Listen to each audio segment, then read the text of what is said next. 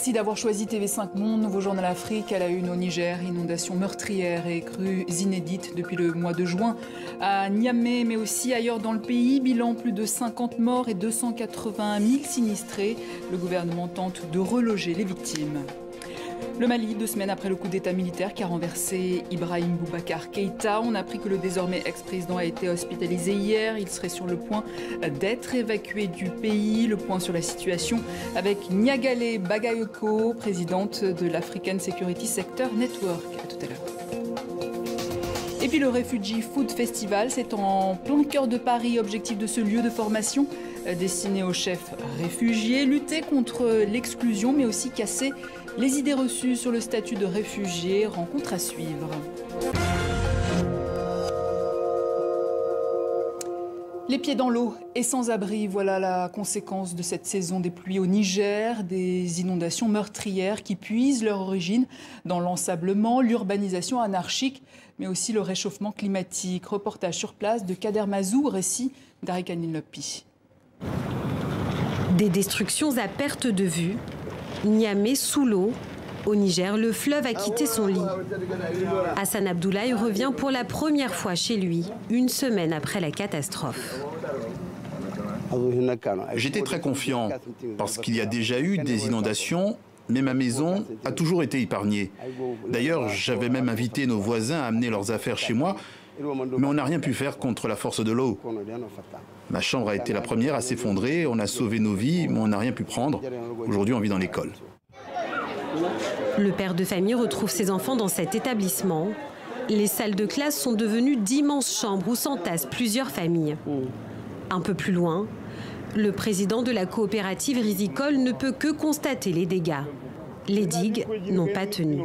Ici, nous sommes sur l'aménagement de Kirkisoy, qui a à peu près 100 hectares, qui a une production d'à peu près de 700 tonnes par campagne, soit un montant de 130 millions perdus dans l'eau.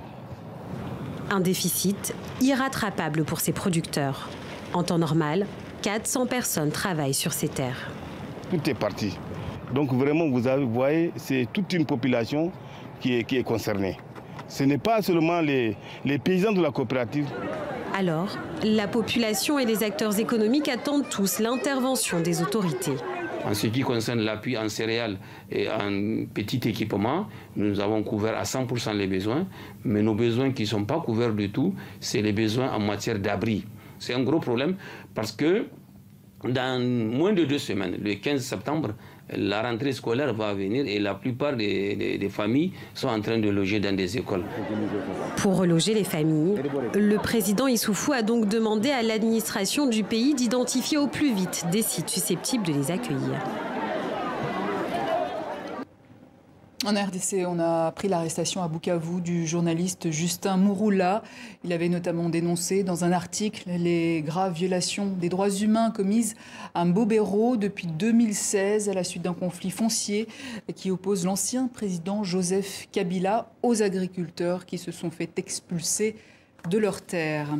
Et puis on a appris la mort au Sénégal d'Edouard Karemera. Il a été ministre de l'Intérieur dans le gouvernement intérimaire du Rwanda en avril 1994. Il avait été condamné par le tribunal pénal pour le Rwanda pour son rôle dans le génocide. Il était détenu au Sénégal depuis décembre 2017 suite à un accord entre les autorités de Dakar et les Nations Unies. Des écrivains se mobilisent dans une tribune pour dénoncer la présidence à vie, souvent critiquée dans plusieurs pays du continent. Parmi ces voix qui s'élèvent, celle du Guinéen Thierno Bonenembo, à l'heure où le président de son pays, Alpha Condé, est officiellement candidat à un 3e mandat. On l'écoute. Nous avons voulu exprimer une crainte, en même temps que nous avons voulu lancer un cri d'alarme. Exprimer la crainte de voir l'Afrique de l'Ouest sombrer dans le chaos.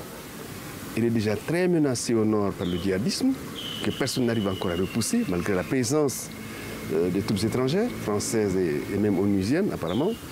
Et puis au sud, la menace de notre virus, puisque je considère le djihadisme comme un virus, mais au sud c'est notre virus, c'est le virus du 3e mandat. Un manifeste ne suffit pas à faire reculer les dictateurs, vous le savez bien.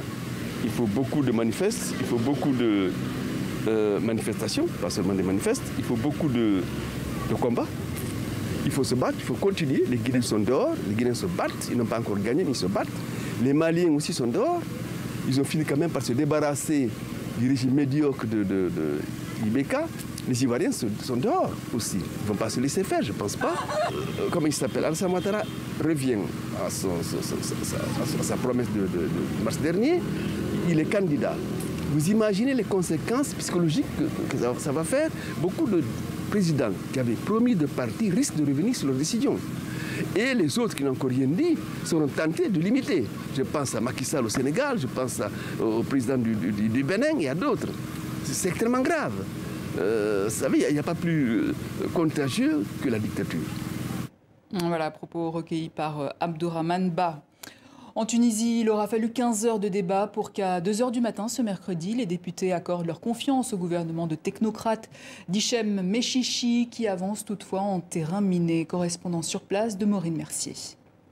Oui, ça a été extrêmement long. Il aura fallu 15 heures de débat pour que, enfin, à 2 heures du matin, les députés votent la confiance alors que tout le pays était endormi. Alors pourquoi? Parce que tout à coup, ils se seraient décidés à soutenir le gouvernement Mechichi. Aucunement, tout simplement pour sauver leur siège. Parce que sans la confiance, le pays allait vers de nouvelles élections. Je vous propose d'écouter l'analyste politique Youssef Chérif. C'était un vote tactique momentané, donc non, ils ne soutiennent pas tellement ce gouvernement. Les députés avaient d'abord peur que le Parlement soit dissous et donc ils ont tout fait pour rester en place. Autant vous dire que les députés vont rendre la vie à ce nouveau chef de gouvernement extrêmement compliqué. Il avance en terrain miné. Les Tunisiens, depuis ce matin, me disent, je lui donne 6 mois, pas plus. Youssef Chérif n'est pas beaucoup plus optimiste. Alors c'est vrai que depuis la révolution de 2011, l'instabilité politique règne. Le problème, c'est que cette instabilité s'accélère et puis surtout, le contexte économique ne cesse de se dégrader. Et évidemment que le Covid n'a rien arrangé. Nous avons l'un des gouvernements les plus faibles des dernières années qui va gérer l'une des situations les plus difficiles des dernières décennies. Donc l'économie va très mal, l'économie ira beaucoup plus mal dans les prochains mois. Or, les groupes politiques ont choisi de se chamailler au lieu de travailler sur un plan de sauvetage. On prend le chemin du Liban. Voilà ce qu'un Tunisien désappointé, comme tant d'autres ici, me disait tout à l'heure. Je vais vous donner un chiffre qui révèle l'ampleur de la crise. Depuis quelques mois, le taux de chômage est passé de 15 à 18%. Et on passe à présent à notre point quotidien sur la progression du coronavirus en Afrique où nous sommes désormais à près de 1 261 000 cas confirmés, 30 100 décès et plus d'1 million de personnes guéries.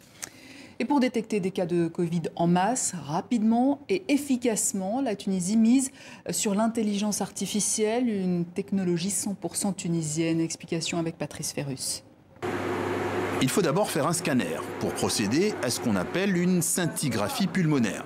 En clair, les poumons sont photographiés, puis quadrillés sur l'écran via un logiciel 100% tunisien. Le tout pour permettre aux médecins de détecter chez le patient les symptômes de la Covid-19. Ces applications facilitent notre travail de diagnostic de Covid-19, surtout maintenant que nous sommes dans la deuxième vague et donc face à ce risque de voir augmenter considérablement le nombre d'infections. Les rayons X des poumons de patients déjà infectés sont comparés à ceux de cas suspects. Un procédé de vis-à-vis fiable à 92%. Et ça devrait encore augmenter, car grâce à l'intelligence artificielle, ce logiciel est évolutif. Le professeur Hamdi, développeur au sein de la clinique Les Jasmins, le vérifie tous les jours avec ses étudiants. Cette application trouve son intérêt en fait surtout dans la détection en masse. Donc si on veut analyser une centaine d'images par jour, des milliers d'images par jour, par exemple, donc ça va aider l'équipe médicale donc à faire le test rapidement. Des centaines de clichés par jour, une gigantesque base de données alimentée par des images venues d'hôpitaux d'Espagne, d'Italie ou encore de Chine. C'est sans doute ça, la garantie d'un diagnostic rapide et précis. Le logiciel a été finalisé en mars, approuvé par les autorités sanitaires dans la foulée. Il est d'ores et déjà utilisé pour détecter d'autres maladies, comme le cancer du poumon. Cette initiative citoyenne inédite à présent, le Refugee Food Festival, un restaurant et lieu de formation destiné aux réfugiés cuisiniers en plein cœur de Paris. Objectif, casser les idées reçues et lutter contre l'exclusion. Nos journalistes Anaïs Furtad et Guillaume Gouet ont rencontré Aruna et Raymot, tous deux cuisiniers et réfugiés. C'est la course pour Raymot. Le service est dans quelques heures. À son arrivée dans ce petit restaurant, en résidence dans un centre culturel parisien, elle retrouve cette brigade, composée uniquement de réfugiés. Au menu ce soir, une carte inspirée de l'Afrique de l'Ouest. Je suis comme une cuisine au début quand je suis arrivée ici. Mais aujourd'hui, je peux faire plein de choses de différents pays. Et à grâce des chefs qui travaillent ici avec nous. La jeune femme de 24 ans vient du Nigeria. Elle est une réfugiée politique. À son arrivée en France en 2014, dans sa première famille d'accueil, Raymot tombe d'abord amoureuse de la cuisine française. Dans la famille, nous, on aime de ratatouille, toute la soirée comme ça. Et papa, il nous aidait à préparer. Pour parler de son amour pour la cuisine, elle préfère l'anglais. À chaque fois que je cuisine, je chante. Et je me dis, waouh, je me sens comme dans une autre vie. 18h, l'heure du briefing de la brigade avec le chef formateur Aruna So. Et on attend beaucoup de monde parce que ce midi, ça a bien marché. Donc préparez-vous. Maintenant, c'est fini les vacances. Et bon service à tous. Avec Aruna, la rigueur est de mise, mais le ton toujours bienveillant. Lui aussi est un réfugié. Né en Mauritanie, il est apatride. Formé dans les plus belles cuisines de Paris, il met un point d'honneur à former les apprentis cuisiniers à la réalité du métier. Quand je suis arrivé, en fait, je me disais, bon, c'est de son métier, voilà, je rentre à la maison, j'avais pas la passion, j'avais pas la motivation. Mais sauf qu'eux, il y a la motivation, il y a l'énergie. Il suffit juste les compétences, donc les compétences viendront. Il compte aussi leur transmettre cette passion qui n'a pas de frontières, malgré les obstacles. Je viens dans un pays ou dans une famille où les hommes ne cuisinent pas. C'était un peu mal vu. Réveiller des passions, faciliter l'insertion, voilà l'objectif de l'association née en 2016. Elle propose également tous les ans un festival culinaire, La Cuisine qui fédère.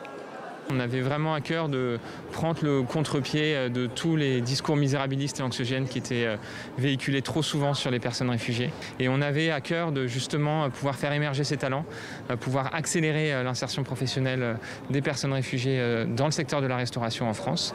Depuis sa création, le Refugee Food Festival, soutenu par l'Agence des Nations Unies pour les réfugiés, a permis de former et d'accompagner plus de 300 cuisiniers réfugiés et de ravir les papilles de près de 200 clients chaque jour. À la fin de la première partie de votre Journal Afrique, place au MAG.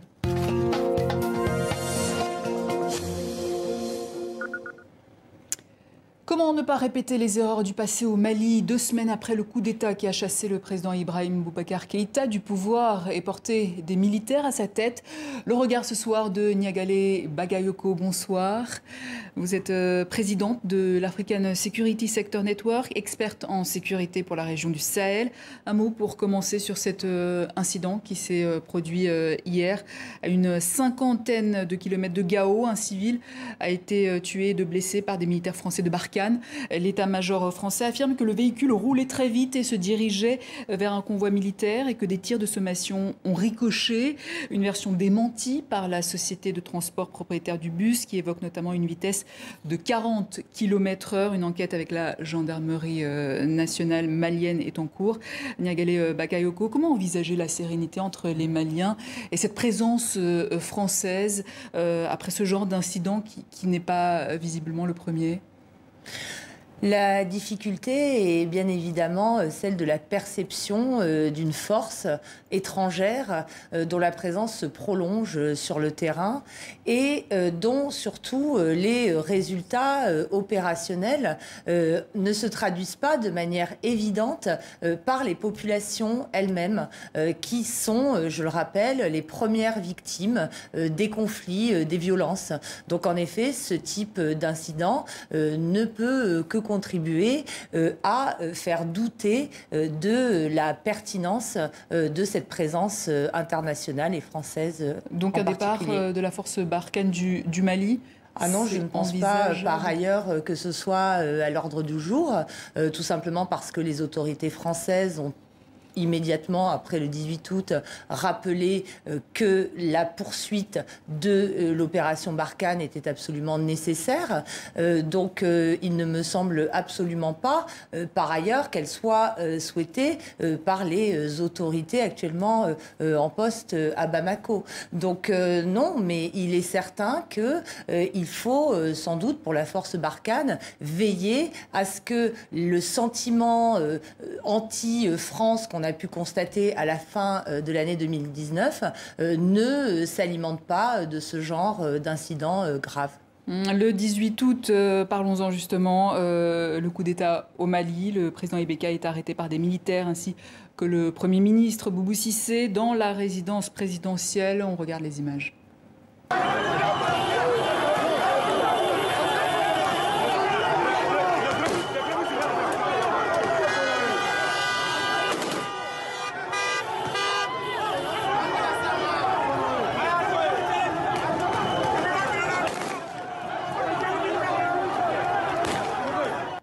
L'histoire se répète visiblement au Mali. On se souvient d'Amani Toumani Touré il y a quelques années. Aujourd'hui, Ibeka. Qu'est-ce qui se passe au Mali, on a envie de dire? C'est quoi la faille? J'ajouterais qu'il y a eu, avant le coup d'État de 2012, contre le président ATT auquel vous faites référence, 2 coups d'État précédemment, en 1991, et puis le coup d'État qui avait renversé le président Modibo Keïta.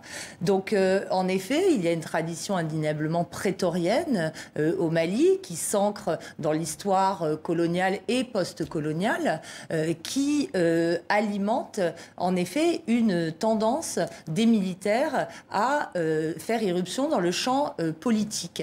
Cependant, je pense qu'aujourd'hui, il est important de faire la différence avec les épisodes précédents. Tout le monde se demande si le coup de force qui s'est produit le 18 août est à rapprocher de 2012 ou de 1991, où le coup d'État a ouvert la voie à la démocratisation du pays.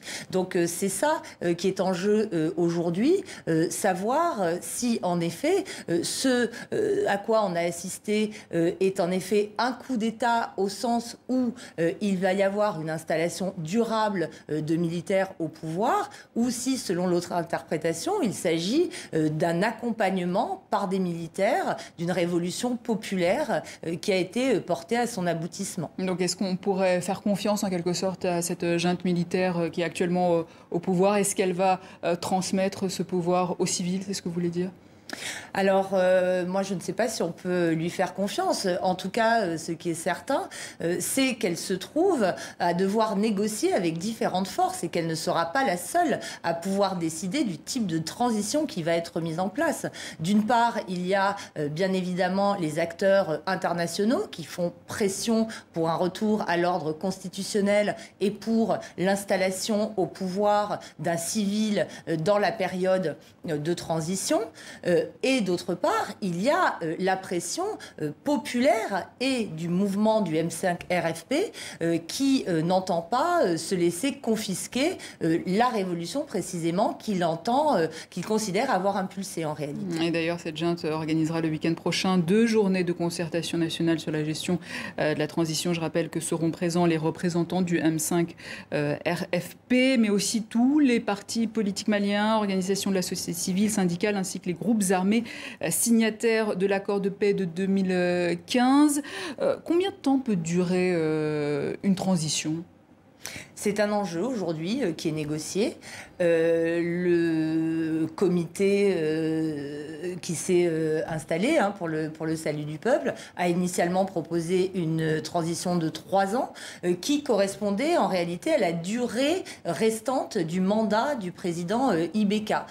Cette solution n'a évidemment pas été acceptée, notamment par les partenaires internationaux, au premier rang desquels la CEDEAO, par le biais de la conférence de ces chefs d'État.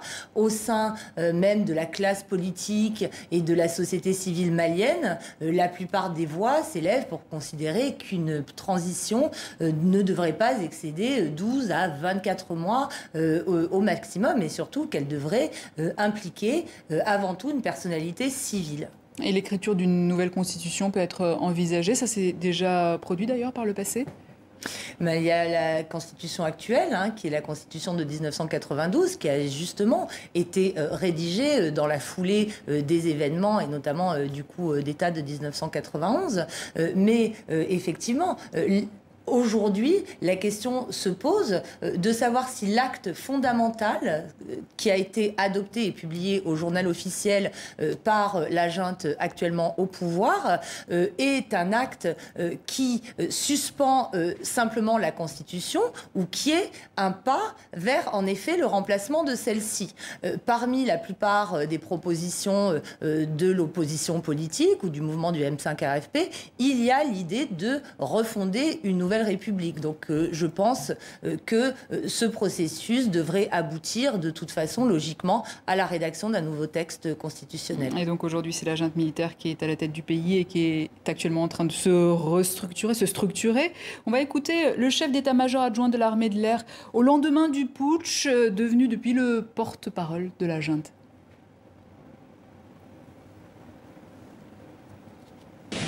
La société civile et les mouvements sociopolitiques sont invités à nous rejoindre pour ensemble créer les meilleures conditions d'une transition politique civile conduisant à des élections générales crédibles pour l'exercice démocratique à travers une feuille de route qui jettera les bases d'un Mali nouveau. C'est crédible ce qu'il vient de dire ce chef militaire ? La question de savoir si les bases d'un Mali nouveau vont effectivement être jetées dépendra aussi de la capacité de ce quintet à répondre aux revendications populaires, puisque l'on a vu que ce coup de force a été applaudi par la rue. Donc aujourd'hui, les militaires sont comptables devant cette volonté populaire et la crédibilité de leurs paroles, de leur engagement sera très vite mesurée à l'aune des réactions de la population. Et on peut voir d'ailleurs que les premières réactions précisément suscitées par les annonces laissant entendre que la transition serait longue et qu'elle resterait entre les mains des militaires a suscité une vague de mécontentement. Donc je pense que la voie dans laquelle est engagée cette junte est relativement étroite. Et de son côté, le désormais ex-président Ibrahim Boubacar Keïta a été hospitalisé hier. Il a eu un accident ischémique transitoire. Il serait sur le point d'être évacué. Pendant ce temps, l'insécurité continue de régner au Mali. Hier soir encore, dans la ville de Kayes, 4 personnes ont été assassinées sur fond de querelle à propos de l'accès à la terre, mais aussi pour avoir refusé leur statut d'esclave. Je rappelle que dans la région, des communautés entières sont victimes de violations de leurs droits depuis quelques années. Des esclaves victimes d'agressions physiques, de torture ou de confiscation de biens mènent une campagne de dénonciation auprès des autorités. On écoute à ce propos le président du mouvement pour la sauvegarde des droits de l'homme. Ça fait plus de 20 ans que nous sommes en train de lutter contre l'esclavage par ascendance, à travers des sensibilisations, à travers tout. Mais le moyen pour lutter contre ça, c'est d'adopter une loi de répression contre l'esclavage au Mali. À l'image du Niger, à l'image de la Mauritanie, qui sont les mêmes, où vivent les mêmes communautés qui pratiquent l'esclavage. Donc effectivement, il y a cette question de l'esclavage, mais face à cet État fantôme qui est le Mali, cette guerre qui a duré, les attaques djihadistes, la pauvreté, les services de santé et d'éducation défaillants, comment le Mali peut-il sortir la tête de l'eau, sortir de cette crise ? Je serais bien présomptueuse si j'avais des solutions pour répondre à cette crise multidimensionnelle qui touche aujourd'hui ce pays. Mais modestement, il me semble que déjà, si l'on modifiait la focale, la concentration des efforts, cela pourrait contribuer à améliorer les choses. Quand je dis ça, il me semble qu'aujourd'hui, replacer la protection des civils au cœur des interventions, quelles qu'elles soient, bien sûr militaires, bien sûr sécuritaires, mais également humanitaires, de développement, c'est un enjeu absolument fondamental. La question de la crise sahélienne va bien au-delà de la lutte contre le terrorisme, même si bien entendu il s'agit d'une de ses composantes. Votre reportage montre très bien qu'il y a également des conflits autour des ressources, des conflits qui s'alimentent dans les inégalités issues du système de caste qui prévaut en réalité dans les sociétés sahéliennes. Et donc la question vraiment de remettre la protection des civils au cœur de la problématique sahélienne me paraît pouvoir être l'une des pistes d'intervention. Nyegali Bakayoko, merci. Je rappelle que vous êtes présidente de l'African Security Sector Network. Et c'est ainsi que s'achève cette édition. Merci à vous de votre fidélité. Vous le savez, l'info continue sur notre site internet tv5monde.com et sur nos réseaux sociaux. Excellente suite de programme à vous tous et à demain pour un nouveau tour de l'actualité.